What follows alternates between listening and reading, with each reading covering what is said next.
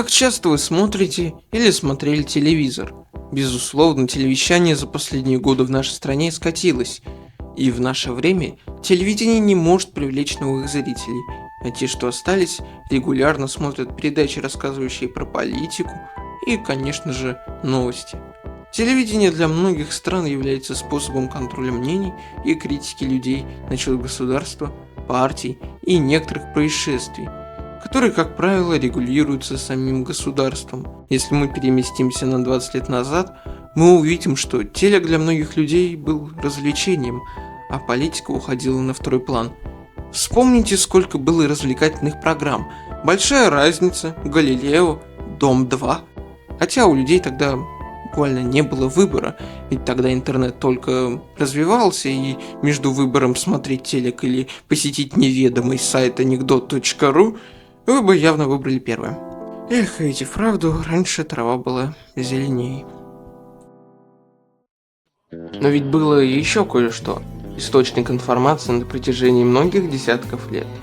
Новости, которые зависели от государства или новости какой-то частной телекомпании, которые и создавались с целью показать людям правду и раскритиковать политику других каналов.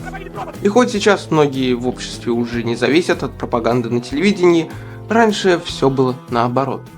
И что если я вам скажу, что есть игра, которая показывает, как мнение людей зависело от телевидения в 80-х годах? В этом разборе мы погрузимся в вымышленную политику в вымышленной стране с вымышленными персонажами. И мы увидим, как игра стала похожа на реальную. Дисклеймер. Автор нейтрально относится к политике.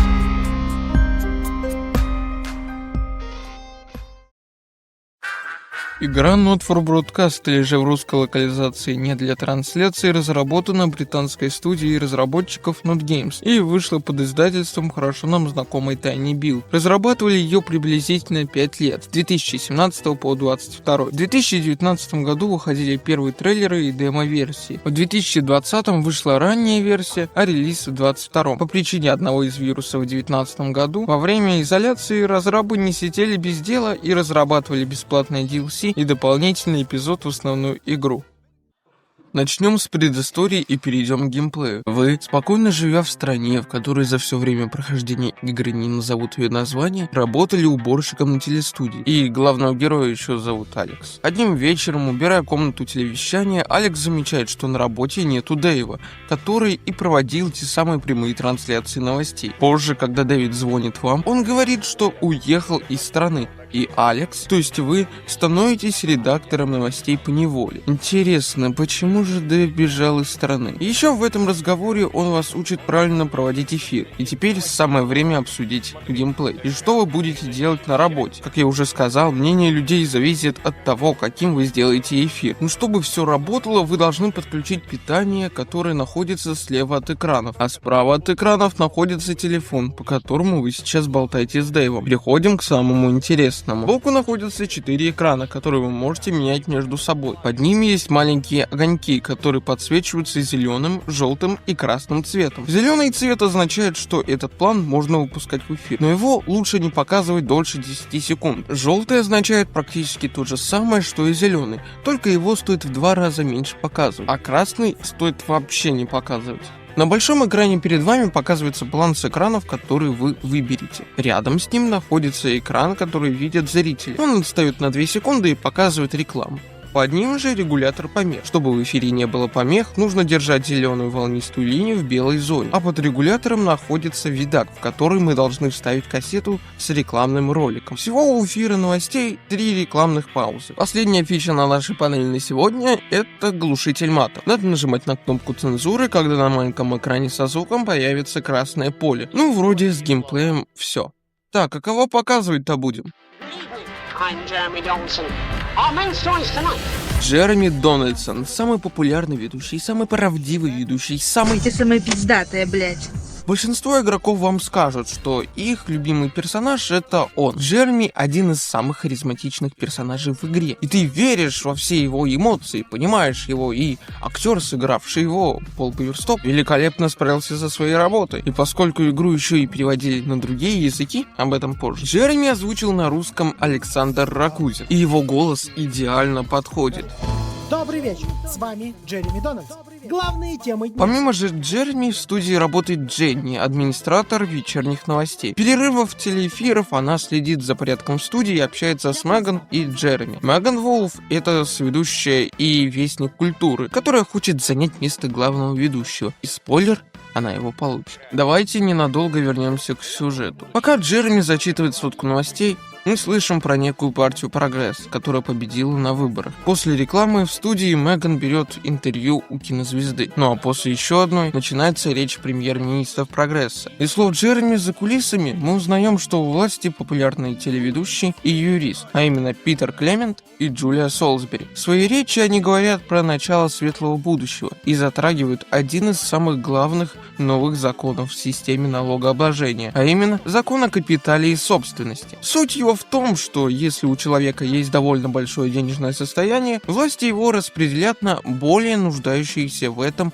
слои населения. Кстати, до них у власти был Джейкоб Гамильтон Манн, который ушел в отставку из-за того, что все узнали о том, что он занимался непристойными вещами на могилах феминисток. Да. Об этом все узнали благодаря Джереми, конечно же. После речи «Прогресса» наш первый день заканчивается. После каждого телеэфира вы получаете рейтинг за свою работу. Чем лучше вы сделали работу, тем больше вам заплатят. День 3. Неожиданное письмо. В игре помимо проведения эфиров будут моменты с вариативностью ваших действий, от результатов которых может зависеть концовка. И по этой причине, по большей части, мы их будем пропускать. Продолжим. Прогресс начал рассылать анкеты для сбора информации. Из нее вы узнаете, что Алекс женат на Сэм Уинстон и имеет двух детей, Чарльза и Сьюзи Уинстон. Далее уже идут вопросы. После их заполнения вы ставите подпись и отправляете обратно. День 6. Семейные дела. В этот вечер Крис, двойняшка вашей жены, просит ваш паспорт для того, чтобы уехать из страны, для того, чтобы ее сбережения не достали. Перед Алексом есть выбор: давать или не давать паспорт. День 8. Последствия. Начиная эфир, мы слышим, как Джереми вскользь упоминает о какой-то странной игрушке под названием «Мистер Обнимашка». И один из рекламных роликов посвящен этой игрушке, которая дальше еще сыграет свою роль. Во время короткой сводки вы сможете делать выбор еще и во время эфира, выбирая противоположные друг другу фотографии.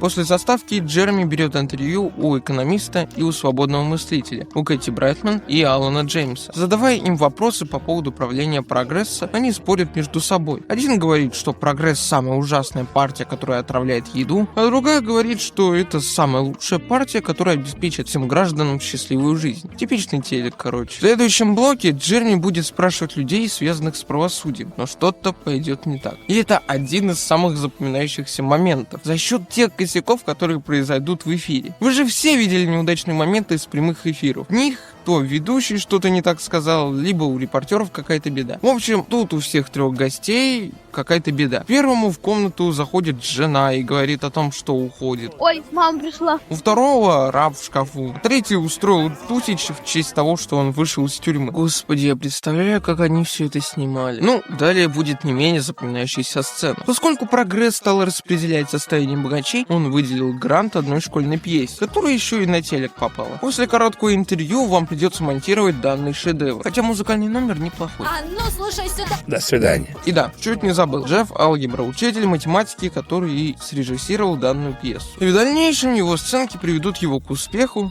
или к краху. Кстати, Джереми их выступлению не зашло. День 98. Родительское разрешение. Ваш сын Чарли просит подписать разрешение для выступления к активистам Прогресса. Оставите ли вы подпись? День 101. Бесплатный билет. Сэм приносит со своей работы 2 билета на выступление Алана Джеймса. Это тот чел, который выступает против Прогресса. День 101. Выгодное партнерство. В этот день Прогресс вам присылает письмо, в котором говорится, что каждая семья станет партнером одной из 3 компаний. Прибыль зависит от общественного мнения по поводу этой компании. Ну, у Алекса есть чит. Вы можете рекламировать компанию, которую вы подпишете в письме, и получать еще больше кэша. Рекламить мы можем Глаз Смотрящего, это просто корпорация косметики и мод. Безумный Нил, мужик с классными усами, у которого всегда скидки на все что угодно. И Услада. Они предлагают всякие журналы, отдых и настолки. День 153. Буря. Сразу же к нам обращается Боузман, наш начальник. Он просит поставить ролик прогресса во второй перерыв. Но его можно и не ставить. Во время сводки мы узнаем, что на тысячах зданий появились некие символы. Еще помимо них из мистера Обнимашки пострадали дети. Помните же, да? И тут были разные блоки, которые зависят от того, вставили вы кассету с мистером или же нет. А это что такое? Проверьте простату. А ну-ка. Так от чего же растет простата в вашей... О май гад, да это же Томми Ноготь Харрис, настоящая легенда в мире спортсборда. У него есть все: тачки, биде, дома и... Задница. Томми — это Егор Крид, только с внешностью Максима Лагашкина, который похудел на 15 килограмм. И он сразится в этом матче по спортсборду, несмотря на то, что ему будут мешать голые протестующие. Вместе с ним же знакомимся с Патриком Бенноном, который работает репортером и спортивным комментатором. Против Томми играет Элли Страйкер. И блок со спортсбордом — это такой парад абсурда, что запоминается еще лучше, чем прошлый. Вот вы играете, слушаете Патрика, не даете голым попасть в эфир, но вы не понимаете, что происходит в этом вашем спортсборде. Но для победы в игре вы не должны попасть шариком в корзину. Но там еще столько правил. Что поражает по-настоящему, так это мысль о том, как они все это снимали. По словам разработчиков, сцена с матчем — это практически импровизация актеров. Еще они это все одним дублем записывали. Со всех камер, как и всю игру. Невероятно. Возвращаясь к игре, вы думаете, вы уже все знаете про спортсборд? Томми Харрис. И мяч скатился по руке, что, кстати, отличный прием. Ведь мяч, который скатился по руке на пол, не попадает в корзину. Снова страйкер. Она взяла животный бонус, но, разумеется, он попробует. И да, он парировал бубенчиком. Великолепная игра, но мы это уже видели. Он явно будто бы чистит банан. Какой интересный прием. Либо дефицит калия, либо с ним сегодня что-то не так. И он бросил его, а мяч — это банан. Какой потрясающий прием от Харриса, но... Увы, на этом все. Какой жалкий финал. Вот и все, Джереми, финиш. Ну хорошо, кто же тогда победил? Каждый! Даже я победил! Вся эта сцена мне напоминает пародию на 300 спартанцев. Там происходила примерно такая же доза абсурда. Тем временем, из-за грозы кнопки в вашем кабинете становятся под напряжением. Если вы часто будете на них попадать, Алекс умрет. И, как назло, в последнем блоке Меган берет интервью у министров, поэтому лучше не портить эфир. Премьеры говорят о том, что на территориях откроются так называемые центры ухода. Это типа как дома престарелых. Только человек сам решает, когда ему стоит встретить смерть. Питер Климент даже приводит в пример своего деда, который для их семьи был обузой. Но вдруг молния добралась и до Питера. Слушай, я могу сам это все спокойно. Даю бабушку гнилым. Премьер-министр, пожалуйста, следите за речью. Интервью продолжает Джулия, и после него нас вырубает ток. С вами был Джереми Дональдс. Желаю всем доброй ночи. Снято! Отлично поработали! День вопросительный знак. Изоляция. Это та самая глава, которую разрабы делали во время реальной изоляции в 19 или 20 году. Для основного сюжета она практически не важна, но мы все равно ее разберем. Просыпаясь, мы слушаем Дженни, которая говорит с нами по телефону. Она говорит нам, что все люди сидят на изоляции из-за миссис Обнимашки, которые стали искать своих мужей. И чтобы не пропадал сигнал, вам нужно сбивать их с антенны с помощью новой кнопки. Первый сегмент начинается с короткой сводки и заканчивается интервью создательницы этих игрушек и гадалки, которая предсказывает пугающее будущее Джереми. Ваши друзья, они плачут, боятся вас, а потом вас нет. Во втором сегменте Меган общается с Аланом и Кэти, которые застряли друг с другом. Во время их увлекательной беседы на втором экране Джереми будет пытаться съесть бутерброд. И об этом я упомянул только потому, что это выглядит забавно. Джереми, который поделится сводками с... После его неудачной попытки поесть, он говорит, что Патрик Беннон якобы вышел на улицу. Конечно же, Джереми понимает, что Патрик не на улице и на самом деле сидел в ванной, как вдруг к нему домой начинают ломиться обнимашки. Они его и убивают. это?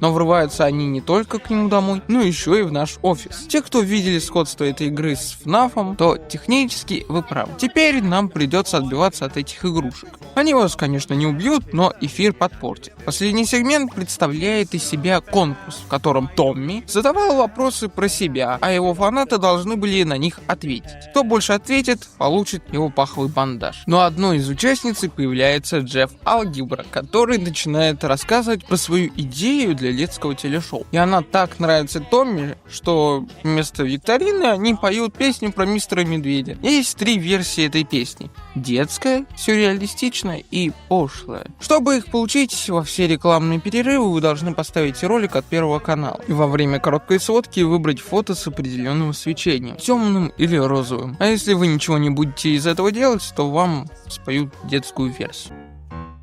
Эй, медведь, что там за горой? Там все надежды обратятся в тлен и боль. Эй, медведь, если где просвет, нет, его не будет и нет. После песни будет небольшой финальный сегмент с Меган. Вариаций еще больше, поэтому я просто скажу, что в конце всех своих выступлений она обращается к Алексу, который на самом деле все это время был в отключке.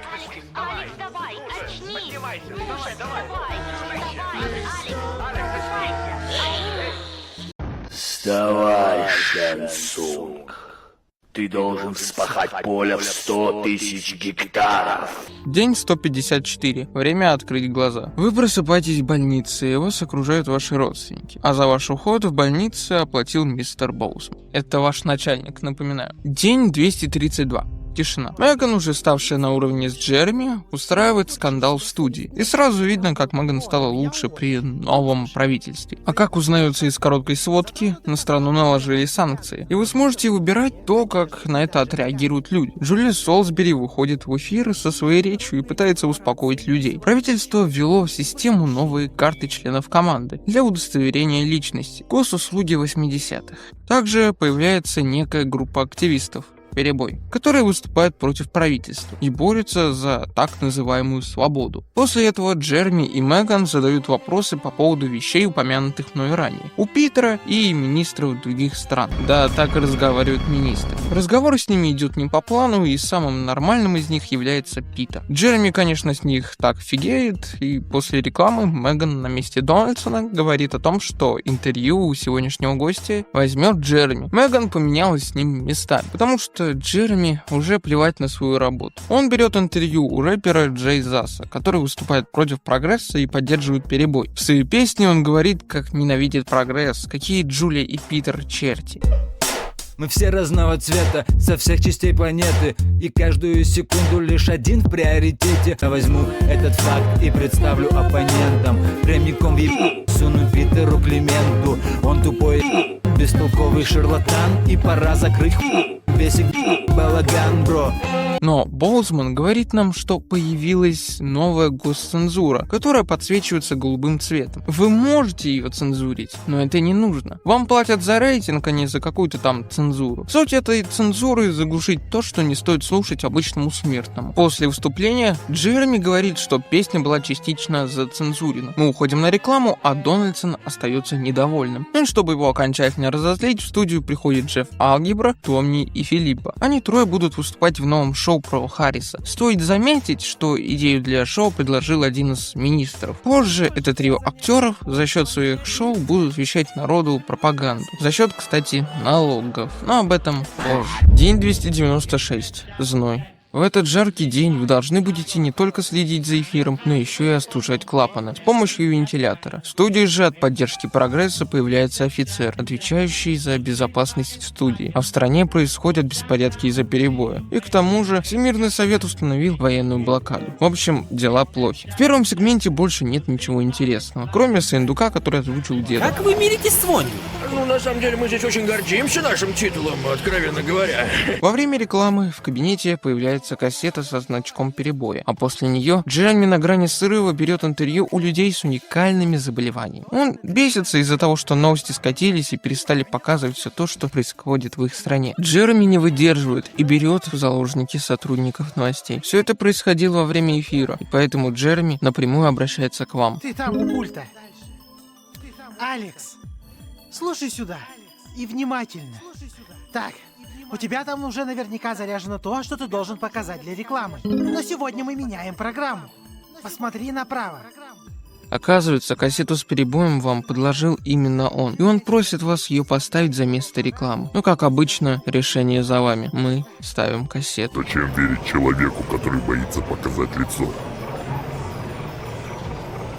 Предводителем перебоя оказывается Алан Джеймс, и Джереми окончательно сходит с ума. Он понимает, что ему конец, и начинает рассказывать все то, что он знал о правительстве, но держал в секрете. Дженни пытается уразумить Джереми, но Джереми не остановить. Поэтому он подставляет пистолет ближе к себе. Дженни просит нас поставить рекламу, а Джереми... С вами был Джереми Давай Дональдсон. быстрее! Желаю вам. Не знаю как. Завидую, если получится. Спокойной вам ночи.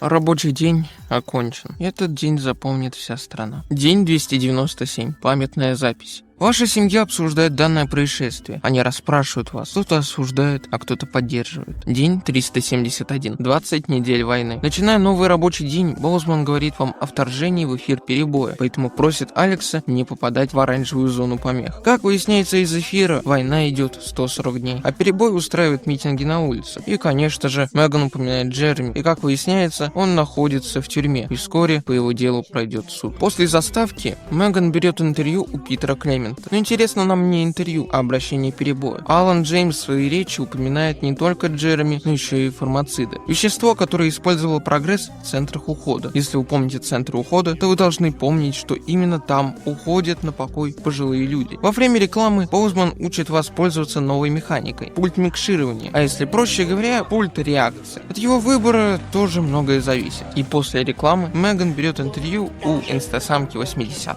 И можно я пропущу данный сегмент? Хоть он и высмеивает отношение телезвезд к каким-то событиям, но я пропускаю его. Хотите пялиться на это? Покупайте игру и смотрите там. Ну а после сегмента и рекламы Меган опять берет интервью у Джеффа Алгебры.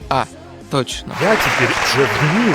Он говорит о своем новом шоу под названием «Доска объявлений», которое поддержал прогресс. В нем выступает наша троица, которая такая смешная. Самое главное — попадать по эмоциям на пульте. Это тоже может повлиять на будущее. Вкратце, в этом ситкоме проговаривают мораль и... Да к черту! Обнимем!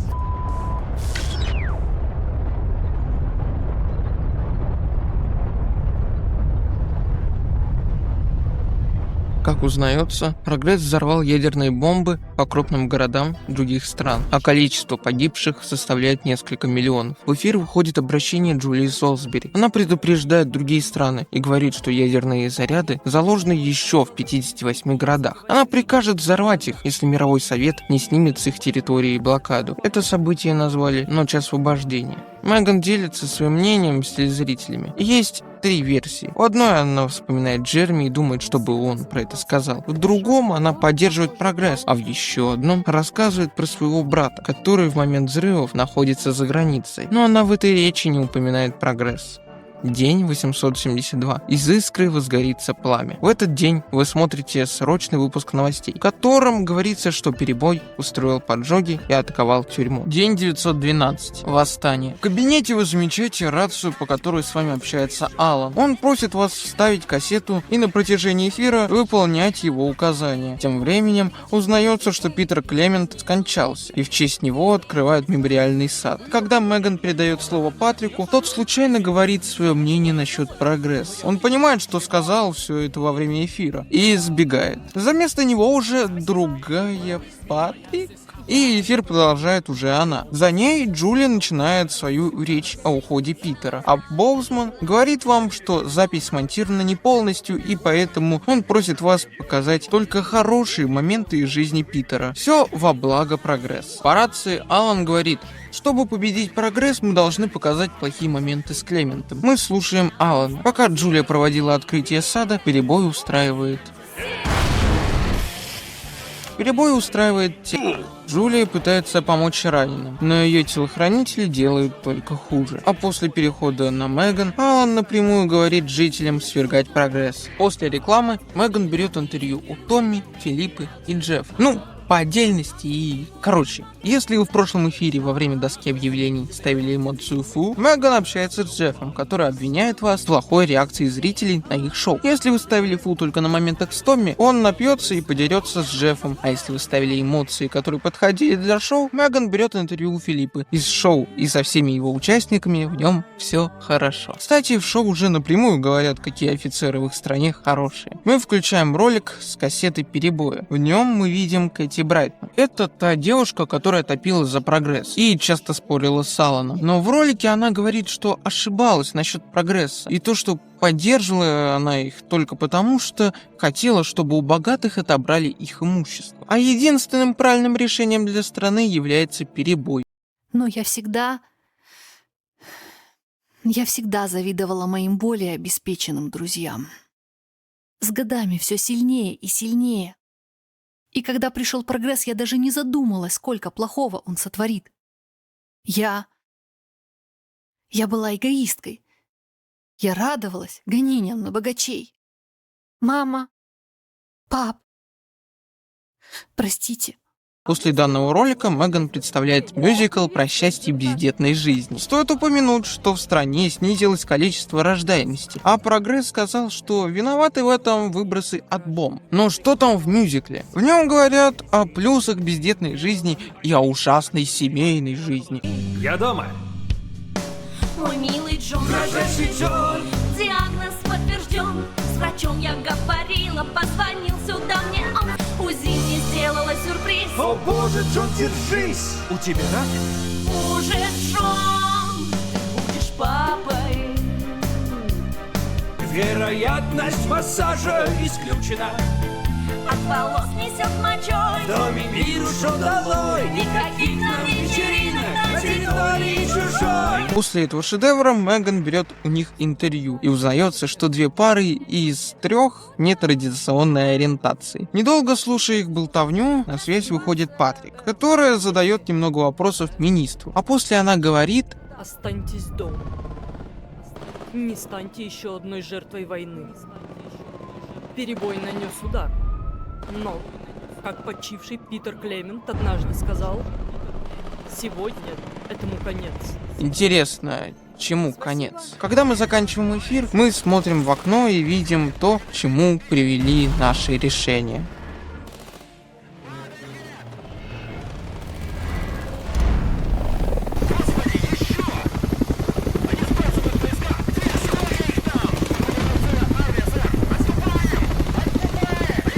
День 913. Важное собеседование. В этот день мистер Боузман расспрашивает Алекса по поводу прошлого эфира. В любом случае, он вас не уволит. День 1557. Неприятное открытие. Дочь Алекса беременна, а если точнее, была. Сьюзи во время родов потеряла ребенка. День 1975. Стерильность. Канал сильно изменился. За место привычных кассет с рекламой, кассеты с пропагандой прогресс. В студии появляется типа дочка Меган. И она типа подросток, которому все не нравится, которая ни капельки не бесит такого же подростка. Зачем ее привели? Сегодня день приведи дочь на работу. Так что вот почему она здесь. После короткой сводки Джулия проводит командное награждение первой территории. Вместе с ней есть старый дед, который должен награждать победителей. Но вместо этого он рассказывает свои истории и время от времени поносит Джулию за то, что она женщина. О, и я Джулия Солсбери, премьер-министр. Хорошая сказочка. А на самом деле... Нет, я правда премьер-министр. Ого. Но ты же... Ну это... Женщина? Да, женщина, одна из В них. наше время мы можем не меньше, чем вы, Альфи. А вот пописать стоя можете?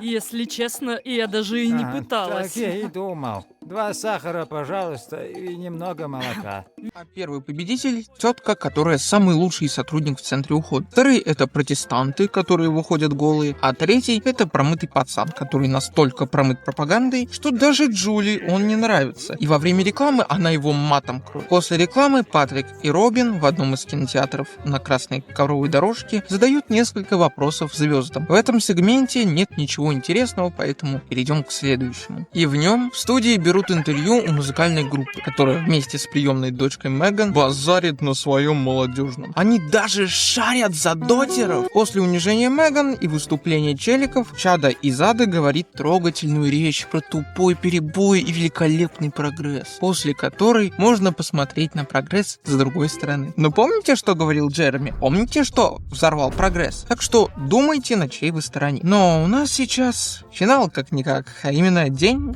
2602. Новости изменились до неузнаваемости. Теперь вместо них какое-то жалкое детское телешоу, которое смотрят взрослые. Это так душно, что хочется побыстрее сделать монтаж и пустить рекламу. В первом сегменте есть только отсылка на самого шефа Ивлева. Ладно, это отсылка на Гордона Рамси. И все, в первом сегменте нет ничего того, что можно было обсудить. Во втором появляется Солсбери, и она вместе со всеми играет в колесо фортуны. А позже вместе с Меган делает классные подделки. Если вам так интересно, они делают макеты их новой студии. Ну и не только, но Боузман в это время пьет, а Джулия заканчивает сегмент вместо Меган. В следующем же сегменте зрители могут позвонить в все еще новости и задать премьер-министру какой-нибудь вопрос. Но вдруг узнается, что в студии нету связи, и к ним в студию влетает Перебой вместе с Аланом. Он приказывает закрыть двери и не прекращать эфир. И как узнается, под маской одного из так называемых перебоевцев оказывается... Джереми говорит Алану отпустить их и предлагает им всем вместе просто поговорить. Джереми сначала задает вопросы Джулии про вещества контрацепции, и он говорит, что следы этих веществ были на всех коробках с едой из пищеблока. Джулия, как она говорит, на самом деле хотела снизить количество нежеланных детей, ведь из-за неконтролируемого темпа роста населения все могли вообще остаться без еды. Рано или поздно они бы отказались от этого, но все пошло не по их плану. Ее начинают обвинять Алан, а Джулия Алана. Весь их диалог может описать вот эта картинка кала и мочи. Джереми также дополняет, что прогресс не давал людям выбора, и всех несогласных отправляли на перевоспитание в улучшатор. Джереми переключается на Алана. Алан говорит речь про хороший перебой, но Джереми передает кассету Дженни и задает Алану вопрос, от которого Алан не в восторге. А именно, кто дает приказы? Алан ничего не отвечает. Ну, это после слов про то, что власть не должно быть секретом. Да. Джереми же говорит, что на днях он общался с главарями перебоя и записал их разговор на камеру. И передал он эту запись Джейми. Алан отговаривает его, ведь Джулия может их арестовать или вообще убить. Но решает не Джереми, решаем мы. Мы показываем эту запись. На ней бывший премьер-министр Гамильтон Манн вместе с остальной элитой говорит, что будет дальше. По их плану, они спровоцируют беспорядки, после них проведут выборы, создадут вакуум властей и благодаря нему они вернут свою власть над низшим обществом, как было до прогресса. Дженни говорит, что охрана прогресса ничего не делает. И теперь выбор за людьми. Меган и Джереми обращаются к зрителям с такой речью. Хватит стенать, начинайте делать. Примите ответственность, ведь иначе всем будут рулить эти клоуны. А это из цирков худший. Я Джереми Дональдсон. А я Меган Вулф. Поворотной вам ночи. И сделайте завтра лучше. После речи новости заканчиваются. Начинаются субтитры под имбовую музыку Smart. А после субтитров нам показывают эпилог, из которого мы узнаем, что победила новая партия Единство, а прогресс и перебой не набирают даже 10% голосов. Новости вернулись в их изначальный вид. И на этом заканчивается Not4 Broadcast. Все это сегодня В наших вечерних новостях. или нет? Знаете, после прохождения этой игры у тебя будто нету надежды на новое правительство, потому что после всего того, что ты в ней увидел, ты понимаешь, что здесь нет ничего хорошего. Большинство персонажей в игре тупые люди, которые ни о ком другом и не думают. А те, кто умные, либо совершают необдуманные решения, либо гниют за решеткой. И я начал сравнивать эту игру с реальностью. Да, хоть игра и вышла в 2022 году, ты начинаешь видеть какую-то параллель между выдуманным миром и миром настоящим. И как бы это все ужасно не звучало, понимая, что в игре нет хорошей концовки, понимая, что в реальном мире надежды и светлого будущего не будет. Да, в концовке с главными героями все хорошо, но история будто циклична. Не зря показывают не новую студию, а старую. И мне кажется, у этой игры нет хорошей концовки. Хоть их и 14, каждый как будто ничего не меняется и не изменится. Разработчики Not for Broadcast. Я снимаю перед вами шляпу. Вы выстебали весь наш мир и показали, как этот самый мир может смотреться с другой стороны. Очень нехорошей стороны. Сейчас и в тему ролик закончить, но давайте обсудим и остальные хорошие качества этой игры. DLC и музыка. В этой игре есть 4 дополнения. Одно бесплатное и остальные платные. В DLC мы монтируем уже не новости, а другие популярные передачи на вашем канале. Проходя DLC, вы узнаете больше о других персонажах. Например, в одном из них мы узнаем, почему Дэйв уехал из страны. В другом мы увидим молодого Питера. А в последнем DLC под названием «Временная петля» мы путешествуем по разным вселенным. Прикольно же? Давайте быстро пройдем по сюжету каждого DLC и закончим видос. В первом дополнении телемарафон мы монтируем старую передачу, которую ведет Грэм Беннон. Да, он отец Патрика Беннона. А как вы догадались? Он проводит сбор средств для больной девочки вместе с актерами, которые будут развлекать зрителей. Но вдруг автобус с актерами застрял, и они не приедут. Грэм и съемочная площадка пытаются их заменить, но все идет не по плану из-за Грэма, который начинает беситься. Молодой Питер Клемент, который работает на съемочной площадке, наводит порядок, и они собирают нужную сумму.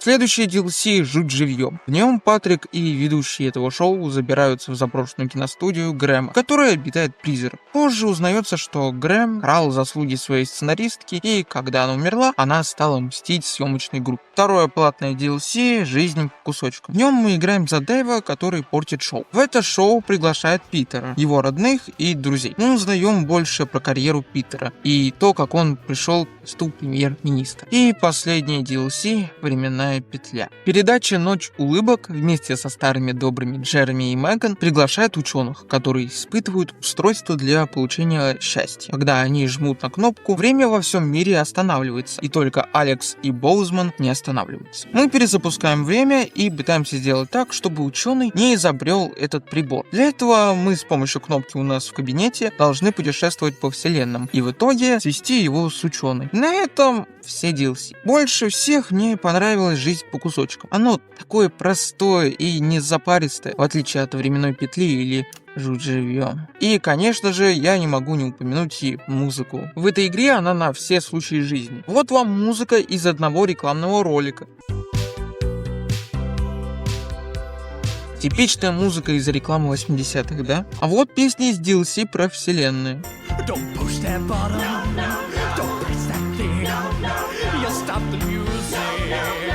Эта песня такая энергичная, что хочется все бросить и пойти танцевать вместе с этими людьми. Если вы думаете, что игра заставит вас скучать во время дней с семьей, то вы ошибаетесь. Вот пруф. И да, я говорил, что последние дни душные, но вот этот гимн в одной из концовок, он как будто говорит, что светлое будущее настало, и от него становится даже как-то жутко, что ли. Кстати, в большинстве концовок песни разные. Smart, если вы получите хорошую концовку, а And When You Fall и самый плохой. Во всей игре музыка великолепна. Можете на ютубе найти плейлисты и убедиться в этом. Ну а напоследок поставим мою любимую песню на фон и подведем итог. Что ж, мои дорогие, я надеюсь, я вас максимально заинтересовал этой игрой, как когда-то меня заинтересовали летсплеи по демке. Not for Broadcast неплохая игра в плане геймплея, но в плане сюжета эта игра, ну уж явно выше того же соседа. Я пытался найти минус в этой игре. но их нет. За все мои 114 часов, бог ты мой, в игре случился только один баг, который и то после рекламы пропал. И если вы хотите приятно провести время, поржать, подумать, это игра для вас. Тем более, она часто появляется на всяких распродажах вместе с DLC. А вам всем большое спасибо за просмотр и goodbye.